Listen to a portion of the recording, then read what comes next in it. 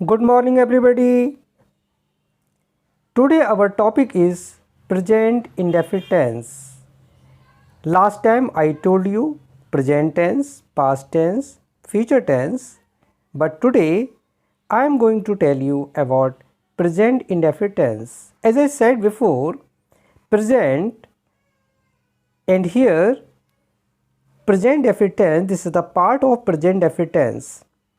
And what is the identification of present definite tense and how to make. आज का अपना topic है present definite tense.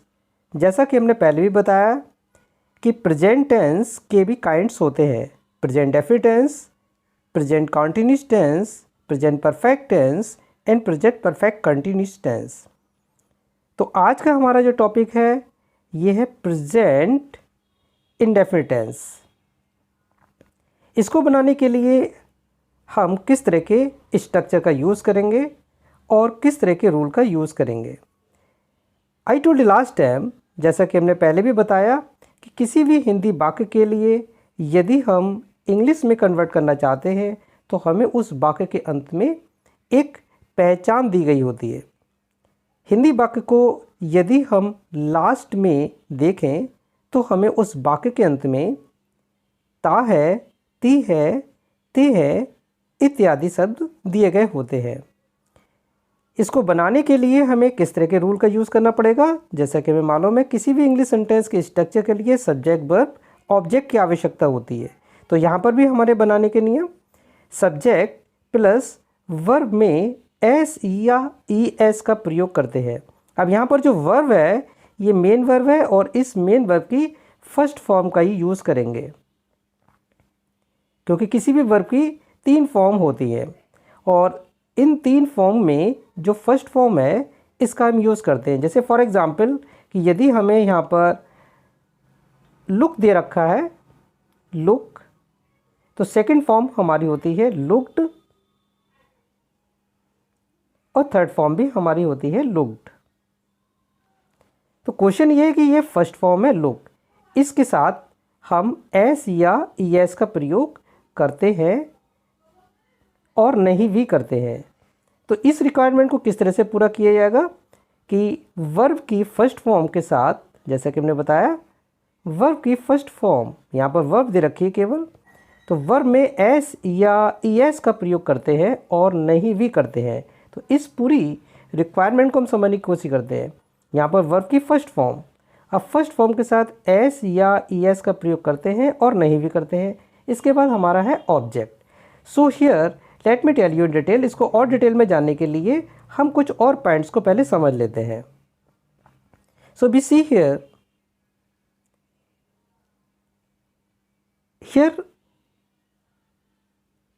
We are watching here once again present indefinite tense. अब इसको थोड़ा सा और डिटेल में समझने की कोशिश करते हैं और इसी तरह से आप अपनी कॉपी पर भी इसको लिख सकते हैं।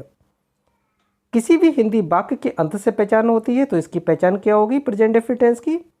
इस प्रकार के वाक्य के अंत में ता है, ती है, ते है इत्यादि शब्द दिए गए होते हैं।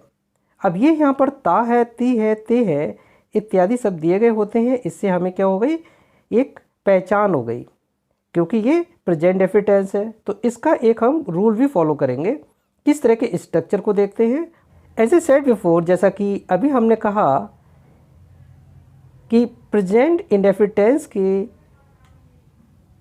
बनाने के जो नियम हैं, इस नियम में इस रूल का हम यूज़ करेंगे subject plus verb first form, जैसा कि हमने बताया वर्ब की फर्स्ट फॉर्म के साथ एस या ई एस का प्रयोग करते हैं और नहीं भी करते हैं प्लस ऑब्जेक्ट। अब यहाँ पर वर्ब की फर्स्ट फॉर्म के साथ एस या ई एस का प्रयोग करते हैं और नहीं भी करते हैं। इसके लिए हम एक और नोट को जानने की कोशिश करते हैं। सो वी सी हियर,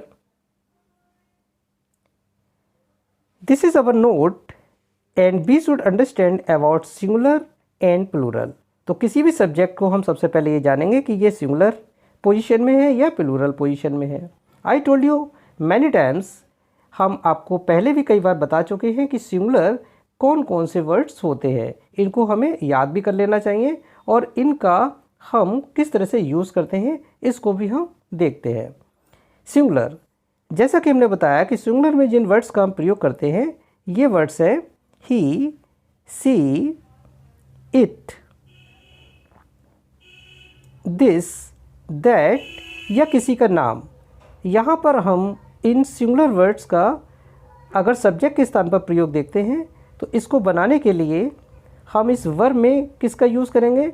यदि सब्जेक्ट सिंगुलर है तो एस या ईएस का प्रयोग वर्ब की फर्स्ट फॉर्म के साथ करते हैं। ठीक वैसा ही आप नोट कर लीजिएगा जैसा यहाँ पर लिखा हुआ है, यानी कि यदि सब्जेक्ट हमारा सिंगुलर दिया गया है तो यहाँ पर हम वर्ब की फर्स्ट फॉर्म के साथ एस या ईएस का प्रयोग करेंगे। Now we see here,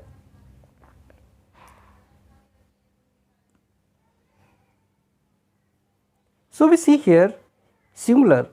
singular में जिन वर्ड्स को हम देखते हैं जो सब्जेक्ट के स्थान पे दिए गए होते हैं ये हैं ही, सी, इट, राम।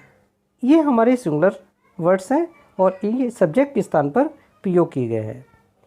इनके साथ वर्ब की फर्स्ट फॉर्म में एस या ईएस का प्रयोग करते हैं। ये हमारी एक जानकारी है और इस जानकारी के अकॉर्डिंग हम सब्जेक्ट का जो स्ट्रक्चर है उसको देखकर वर्ब की फर्स्ट फॉर्म में एस या ईएस का प्रयोग करते हैं। Now we see here plural. जिन वर्ड्स का हम प्रयोग सब्जेक्ट के स्थान पर करते हैं जो प्लूरल है, these are I, we, you, they, these, those, the voice. यदि ये हमें सब्जेक्ट के स्थान पर दिए गए हैं तो इनके स्थान पर इनके साथ वर्ब की फर्स्ट फॉर्म के साथ हम एस या ईएस का प्रयोग नहीं करते हैं। एस या ईएस का प्रयोग नहीं करते हैं, यहाँ पर हमने इस स्ट्रक्चर को समझ लिया कि यदि सब्जेक्ट सिंगुलर है तो एस ईएस का प्रयोग वर्ब की फर्स्ट फॉर्म के साथ करते हैं, यदि सब्जेक्ट प्लूरल है तो एस या ईएस का प्रयोग वर्ब की फर्स्ट फॉर्म के साथ नहीं करते हैं। बीसी, आगे बढ़ने से पहले एक और इम्पोर्टेंट बात को हम फिर से रिपीट करते हैं कि जैसा कि हमने देखा कि टेंस 3 होते हैं, present tense, past tense, future tense, और हम इनके 4 भागों को स्टडी करते हैं। यदि 3 टेंस हैं तो 3 × 4 12 पार्ट्स होते हैं। इसकी चर्चा हम पहले भी कर चुके हैं। जैसा कि यहाँ पर एक नज़र डालते हैं, just go through it. Present indefinite tense अगर हम देखें तो जो हम सीख रहे हैं ये भी प्रेजेंट टेंस का पार्ट है। तो इस तरह से हम प्रेजेंट टेंस के 4 पार्ट्स देख रहे हैं, present indefinite tense, present continuous tense, present perfect tense and present perfect continuous tense. Same happens we see here. हम पास्ट के देखते हैं, past indefinite tense, past continuous tense, past perfect tense and past perfect continuous tense. यहाँ पर हमने past के भी 4 भाग देखे एंड सेम हैपन्स फ्यूचर के भी हम देखते हैं कि future indefinite tense, future continuous tense, future perfect tense and future perfect continuous tense. और हमारा जो टॉपिक है ये टॉपिक है प्रेजेंट टेंस के एक खास पार्ट का और इसका नाम है प्रेजेंट का इंडेफिनिट टेंस, जिसकी हम चर्चा कर रहे हैं। ये भी हमें अपनी कॉपी में क्रम से नोट कर लेना चाहिए ताकि हम एक एक रूल को सही से समझ सकें और आगे चलकर बड़े से बड़े सेंटेंसेस को बना सकें। तो यहाँ पर जैसा कि हमने देखा कि प्रेजेंट टेंस है और प्रेजेंट टेंस के आज हम जो हिस्से को सीख रहे हैं ये है प्रेजेंट का इंडेफिनिट टेंस। अब हम ये देखेंगे कि प्रेजेंट इंडेफिनिट टेंस की पहचान जो हमने अभी देखी थी उसमें हमने देखा वाक्य के अंत में ता है, ती है, ते है इत्यादि शब्द आते हैं। और बनाने के नियम जो हमने अभी देखे कि सब्जेक्ट वर्ब की फर्स्ट फॉर्म के साथ एस या ईएस का प्रयोग करते हैं और नहीं भी करते हैं प्लस ऑब्जेक्ट। ये सारी बातों को हमने समझ लिया। देखिए अब हम ये भी जानेंगे कि प्रेजेंट इंडेफिनिट टेंस के भी 4 हिस्से होते हैं। ये कौन कौन से होते हैं? BC, So we see here kinds of sentences. Present tense जो कि हम स्टडी कर चुके हैं, प्रेजेंट टेंस का ही एक हिस्सा हम देखते हैं।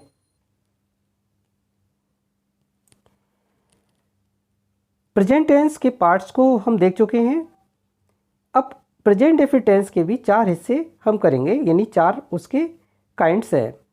Affirmative sentence, negative sentence, interrogative sentence and interrogative negative sentence. So now let me tell you first of all affirmative sentence. तो आज हम जो पढ़ रहे हैं वो प्रेजेंट इंडेफिनिट टेंस का अफर्मेटिव पार्ट स्टडी कर रहे हैं। इसके सेंटेंस को किस तरह से बनाते हैं, नाउ वी सी हियर।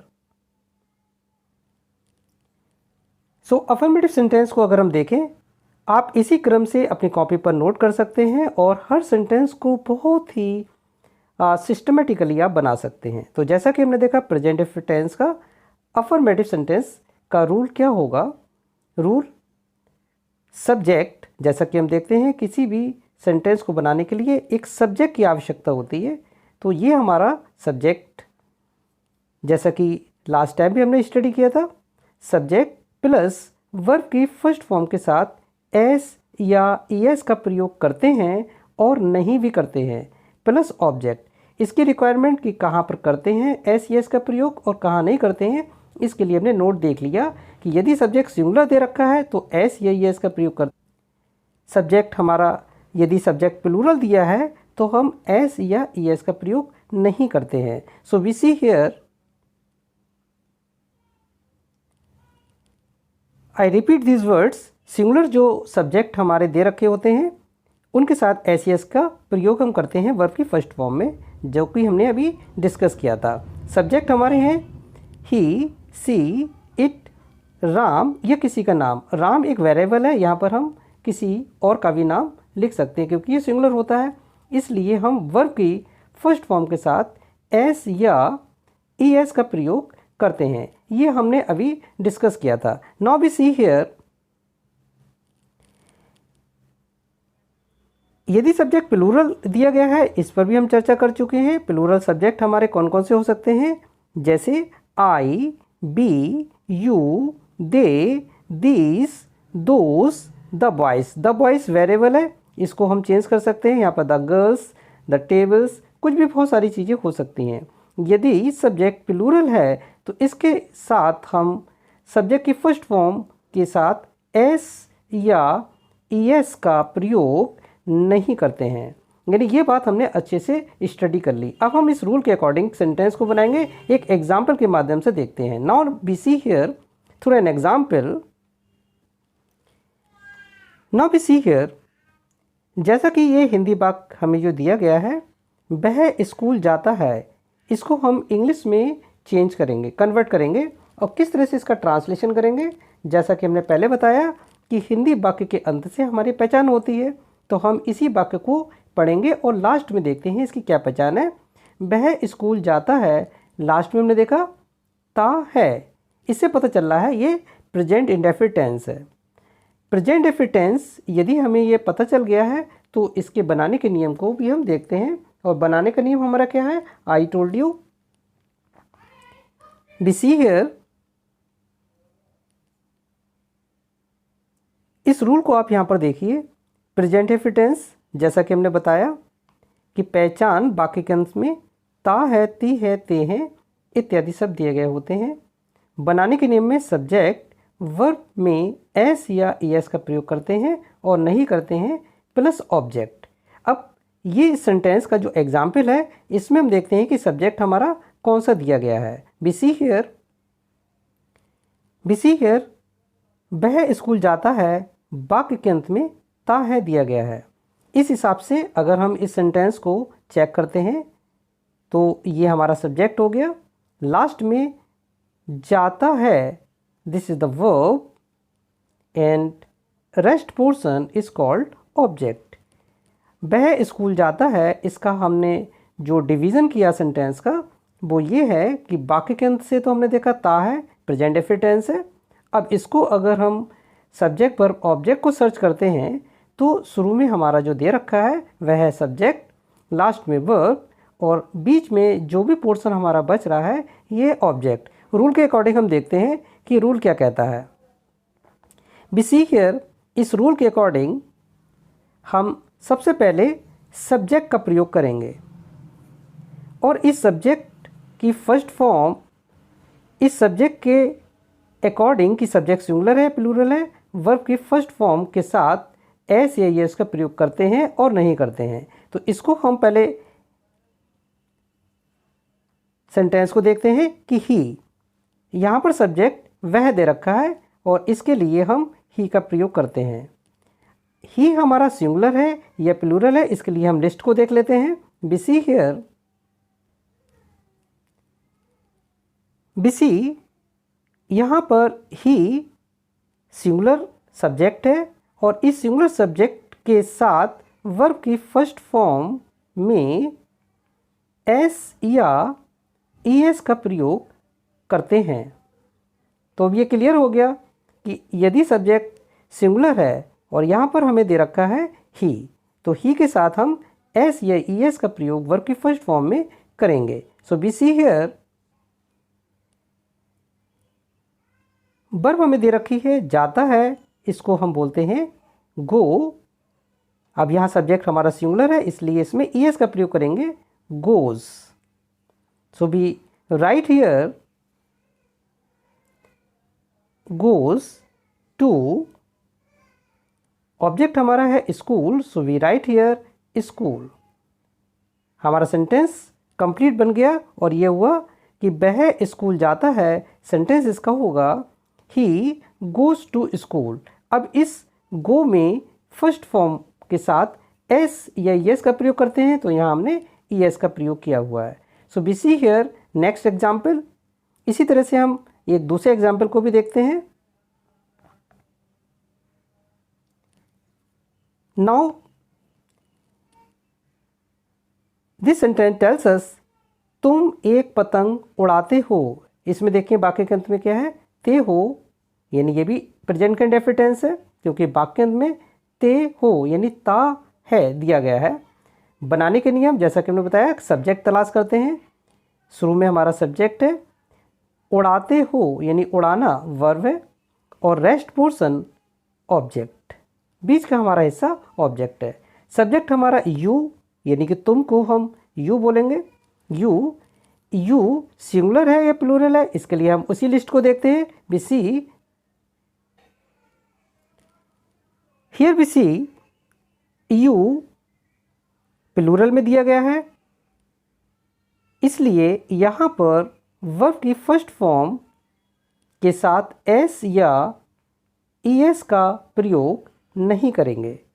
तो हमारा जो एग्जाम्पल था जिसमें यू दिया गया है, यू हमारा प्लूरल है इसलिए हम वर्ब के फर्स्ट फॉर्म के साथ एस या एस का प्रयोग नहीं करते हैं। So now we see here, as we very well, you के साथ हम एस या एस का प्रयोग वर्ब के फर्स्ट फॉर्म में नहीं करते हैं। ये हमने उस लिस्ट से क्लियर कर लिया। अब यहाँ देखते हैं, उड़ाते हो, उड़ाना वर्ब है। उड़ाने के लिए हम लोग जो वर्ब का यूज़ करते हैं ये है फ्लाई। फ्लाई के साथ एस का प्रयोग नहीं करेंगे क्योंकि यू हमारा प्लूरल है। वर्ब को हमने यूज़ कर लिया लास्ट। अब हमारा जो ऑप्शन है जो बचा है वो है एक पतंग। एक पतंग, ए के लिए ए, पतंग के लिए kite. We see here, complete हमारा सेंटेंस हुआ, तुम एक पतंग उड़ाते हो। In English you fly a kite. Now we see next sentence. अब हम कुछ और सेंटेंस को देखते हैं।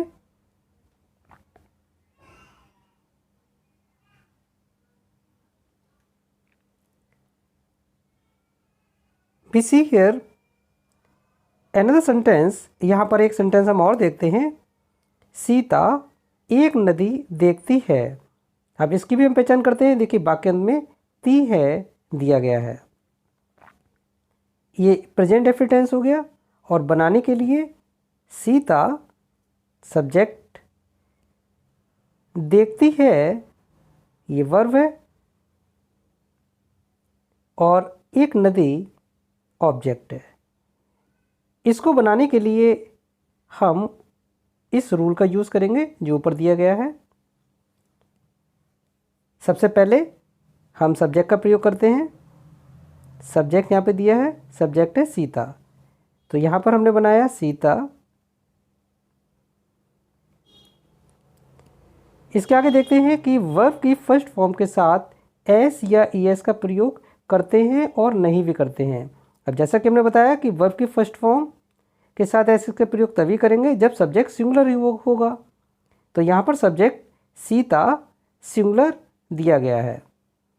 सिंगुलर सब्जेक्ट हमारे कौन कौन से होते हैं, हमने उस लिस्ट में देखा, ही, सी, इट, दिस, दैट या किसी का नाम।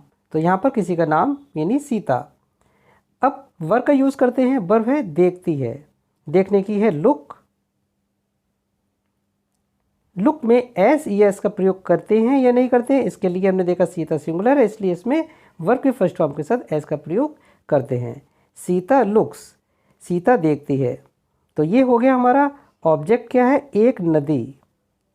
सीता हमारा सब्जेक्ट है और ये हमारी वर्ब है, एक नदी ऑब्जेक्ट है। तो एक नदी, अ रिवर। टोटल सेंटेंस हमारा हुआ सीता एक नदी देखती है, इसका इंग्लिश अनुवाद हुआ Sita looks a river. So we see here several sentences.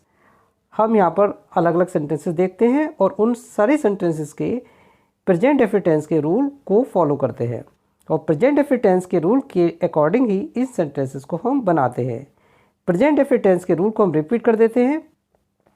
Subject plus verb की फर्स्ट फॉर्म के साथ एस एस का प्रयोग करते हैं और नहीं भी करते हैं, ये डिपेंड करता है सब्जेक्ट सिंगुलर है या प्लूरल है, plus object. We see here, यहाँ पर हमने कुछ सेंटेंसेस हिंदी में दिए गए हैं और ये सारे सेंटेंसेस को हम इंग्लिश में बनाएंगे। वी सी हियर कि जैसा कि इसका टॉपिक है स्वयं अंग्रेजी में अनुवाद करें, तो यहाँ पर हमने कुछ सेंटेंस आपको हिंदी में दिए हैं, इनका अनुवाद आप इंग्लिश में करिए। जैसा कि पहला सेंटेंस है वह एक गीत गाती है। सेकंड सेंटेंस बच्चे शोर मचाते हैं। इसमें भी देखिए वाक्य में ते हैं आया है, प्रेजेंट का डेफिनिट टेंस है। वह एक उपन्यास लिखता है, इसमें भी हमने देखा लास्ट में ताहे आया है, प्रेजेंट डेफिनिट टेंस है। ये सारे सेंटेंस हमारे प्रेजेंट डेफिनिट टेंस के हैं और ये सारे सेंटेंस जो अभी हमने रूल सिखाया है इसके अकॉर्डिंग बनेंगे। आप इनको बनाइएगा और इसके लिए हम नेक्स्ट वीडियो में इसका सॉल्व आपका ये स्ट्रक्चर है वो दे देंगे, किस तरह के सेंटेंसेस बनकर आएंगे। आप इन पर कोशिश करिएगा और इनको बनाने के लिए अपने उसी रूल का यूज़ करिए जो हमने आपको सिखाया है। So now we have given here a several Hindi sentences and you should change into English. आपको इनको इंग्लिश में बदलना है। Thanks for watching my video. Have a nice day all of you.